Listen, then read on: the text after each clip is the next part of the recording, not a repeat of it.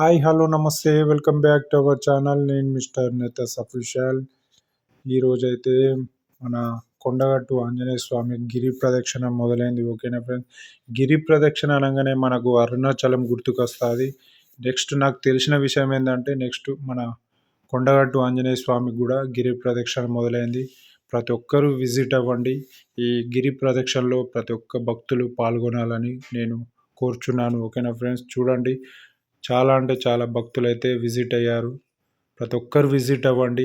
కొండగట్టు ఆంజనేయ స్వామి ఆశీర్వాదం అందరికీ ఉండాలని నేను కోరుచున్నాను. స్వాములైతే అయ్యప్ప స్వాములు భక్తులు చాలా అంటే చాలా విజిట్ అయ్యారు.